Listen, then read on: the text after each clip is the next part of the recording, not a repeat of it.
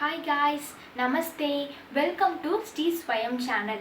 நம்ம போன எபிசோடில் ஸ்வரில் 6 லெட்டர்ஸ் வரைக்கும் பார்த்தோம் இல்லைங்களா? மீதம் இருக்க லெட்டர்ஸை எப்படி வடிவத்தோடு எழுதுறது, அதை எப்படி ப்ரொனவுன்ஸ் பண்ணுறது அப்படின்றத இந்த வீடியோவில் பார்க்கலாம் ஃப்ரெண்ட்ஸ். வாங்க நம்ம சேனலுக்குள்ளே போகலாம். இந்த வீடியோவை ஸ்கிப் பண்ணாமல் பாருங்கள். அப்போ தான் உங்களுடைய ஃபுல் ஸ்வர் எழுத்துக்களும் உங்களுக்கு நல்ல வபிள்ஸ் எழுத்துக்களும் தெரியும். என்னோட வீடியோ பிடிச்சிருந்ததுன்னா சப்ஸ்கிரைப் பண்ணுங்கள் ஃப்ரெண்ட்ஸ். வாங்க இப்போ சேனலுக்குள்ளே போகலாம். ஃபஸ்ட்டு நம்ம ஆலேருந்து ஊ வரைக்கும் பார்த்தோம் இல்லைங்களா? இதுக்கப்புறம் ஊக்கு அப்புறம் வர எழுத்து தமிழில் ஆலேருந்து ஊ வரைக்கும் அப்படியே கரெக்டாக வந்துக்கிட்டே இருக்கும். அதுக்கப்புறம் அதோடைய வடிவத்தை மட்டும் நம்ம பார்த்தோம்.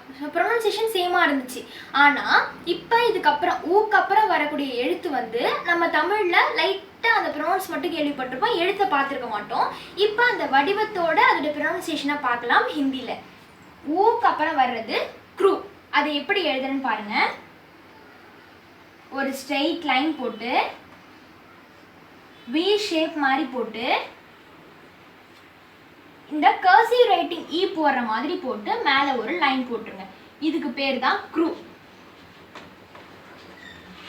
என்னடா இவங்க தமிழ்ல எழுதுக்குள்ள இக்கு ரூ போட்டு க்ரூன்னு எழுதுறாங்களே அப்படின்னு பார்க்காதீங்க. இது இக்கு ரூ படிக்கணுமா அப்படி கிடையாது. க்ரூ அப்படின்னு தான் படிக்கணும். அந்த இக்கு அப்படி சைலண்ட்ல போன மாதிரி ஆயிடும். இது ஹிந்தியில மேக்சிமம் பயன்படுத்துறது கிருஷி, ரிஷி, முனிவர்களுக்கு கிருஷி அப்படின்னு சொல்றதுக்கு இந்த இதை பயன்படுத்துவாங்க. இப்போ ஆனால் ஹிந்தி புக்கில் பார்த்தோம் அப்படின்னா பிரிண்ட் பண்ணியிருக்கிறது இது மாதிரி தான் பிரிண்ட் பண்ணியிருப்பாங்க. நம்ம எழுத முடியல, சில பேர் இது மாதிரி எழுதுவாங்க, சில பேர் எழுத வரல அப்படின்னா சின்ன பசங்கள்லாம் ஸ்ட்ரெயிட் லைன் போட்டு வி போட்டு இந்த இடத்துல எஸ் போட்டுருவாங்க. இதுவும் க்ரூ தான், இதுவும் க்ரூ தான். ஐயோ வடிவம் மாறி இருக்கு அப்படின்னு நினைக்க வேண்டாம், ரெண்டுமே ஒன்று தான். இப்போ இதுக்கு எக்ஸாம்பிளே சொல்லலாமே. இங்கிலீஷில் ஆல்ஃபபெட்டில் ஏ நம்மளுக்கு பிரிண்ட் பண்ணக்குள்ள இப்படி இருக்கும் புக்லலாம். நம்ம எழுதுறது என்னவோ இப்படி எழுதுவோம். ரெண்டுமே ஒன்று தானே. அதே மாதிரி தான் இதுவும் க்ரூ தான், இதுவும் க்ரூ தான். அதுக்காக இது நம்ம தப்பா எழுதுறோம் அப்படிலாம் கிடையாது. இதே ஒரே இதுதான் வரும். க்ரூ அப்படின்றது ரிஷியை சொல்றாங்க. அடுத்தது என்ன அப்படின்னா, நம்ம தமிழ்ல ஊ, நெடில் ஊக்கு அப்புறம் நம்ம என்ன சொல்வோம்? ஏ. எறும்புக்கு பயன்படுத்துகிற அந்த குரில் ஏ சொல்வோம் இல்லைங்களா? ஆனால் ஹிந்தியில் பொறுத்த வரைக்கும் ஏ, அதாவது குரில் எழுத்துக்களே மேக்சிமம் வராது, நெடில்ல தான் அதிகமாக சொல்கிற மாதிரி இருக்கும். அப்போனா இந்த க்ரூக்கு அப்புறம் வர எழுத்து நெடில்ல வருது. அது என்னன்னா ஏ. ஏ எழுத்து எப்படி சொல்கிறதுனா, ஒரு ஸ்ட்ரெயிட் லைன் போட்டு இப்படி ஒரு பெண்ட் பண்ணி இந்த இடத்துல இப்படி ஒரு போட்டுக்கணும். இது ஏ, ஏன்னு தான் சொல்லணும். ஏக், ஏக்குன்னு தானே சொல்கிறோம். ஒன், ஏக்குன்னு தானே சொல்கிறோம். ஏக் அப்படின்னு யாரும் சொல்லலை இல்லைங்களா? அப்போ ஏக்குக்கு ஏக்கு இந்த பதம் பயன்படுத்தணும். இது நெடில் ஏ, க்ரூ ஏ. ஏக்கு அப்புறம் என்ன வரும் அப்படின்னா, தமிழில் நெடில் ஏக்கு அப்புறம் என்ன வரும்? ஐ. ஐ வரும் இல்லைங்களா? அந்த ஐயை எப்படி எழுதுன்னு பாருங்க. இந்த ஏ மாதிரியே போடணும். இப்படி போட்டு இப்படி போட்டுடணும். ஏ மாதிரியே போட்டு மேலே ஒரு கோடு. ஏதாவது ஒரு டிஃப்ரென்ஸ் வந்தால் தானே ரெண்டுத்துக்கும் வேற எழுத்துன்னு தெரியும். இந்த மேலே ஒரு கோடு இப்படி போட்டுட்டாங்கன்னா இது ஐ. ஐநக், கண்ணாடிக்கு நம்ம சொல்லலாம் ஐநக். க்ரூ ஏ ஐ. ஓகேவா? இப்போ ஆலேருந்து ஊ வரைக்கும் பார்த்தோம். க்ரூ ஏ ஐ. இப்போ அடுத்தது தமிழில் ஐக்கு அப்புறம் என்ன வரும்? தமிழில் உயிரெழுத்துல ஐக்கு அப்புறம் நம்மளுடைய உயிரெழுத்துல என்ன வரும்னா ஓ. இந்த குரில் ஓ வரும் இல்லைங்களா? ஆனால் நம்ம என்ன சொல்லியிருக்கேன், ஹிந்தியில் எப்பவுமே குரில் எழுத்துக்கள் வராது, நெடில்ல தான் நம்ம ப்ரொனவுன்ஸ் பண்ணணும் அப்படின்னு சொல்லியிருக்கேன் இல்லையா? அப்போ இதை ஓ அப்படின்னு வரும். அது எப்படி வடிவத்தோடு எழுதுறேன் பாருங்க.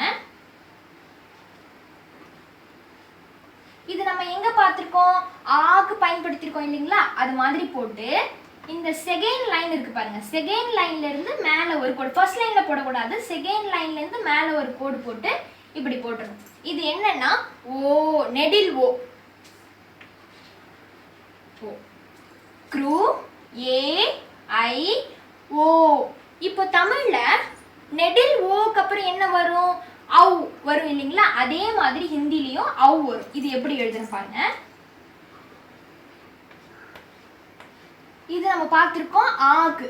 அதே மாதிரி போட்டு செகண்ட் லைன்ல ஒரு கோடு போட்டா அது ஓ, டபுள் கோடு போட்டோம் அப்படின்னா அது ஔ. க்ரூ ஏ ஐ ஓ ஔ.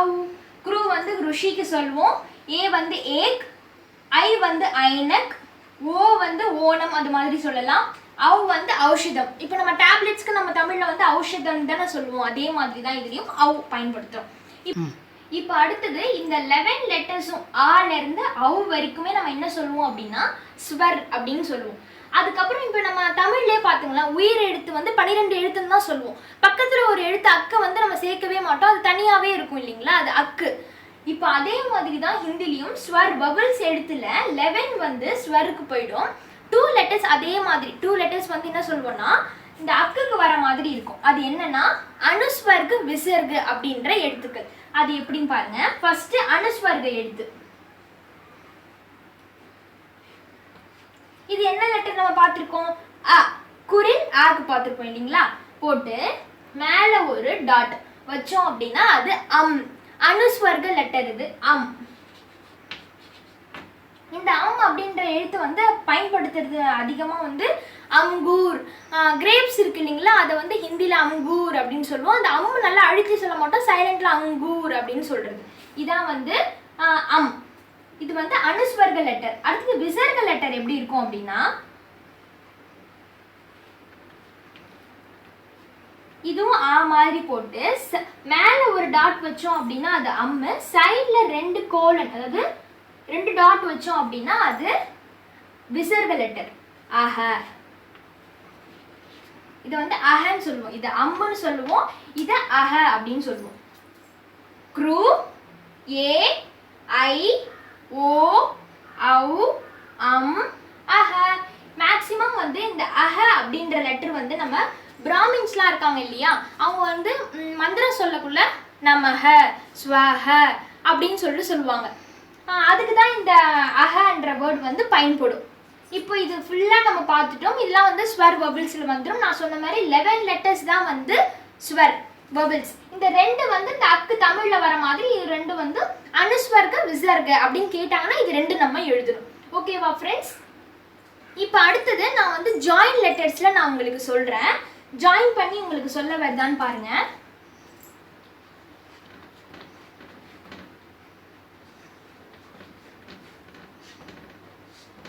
இது என்ன எழுதிருக்கேன், ஆ, இது ஓ. இதை சேர்த்து படிச்சா என்ன வரும், ஆ ஓ.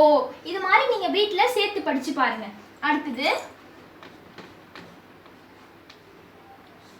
இது என்ன எழுதிருக்கேன், ஆ, இது ஏ நெடிலியே, அப்போ ஆ ஏ.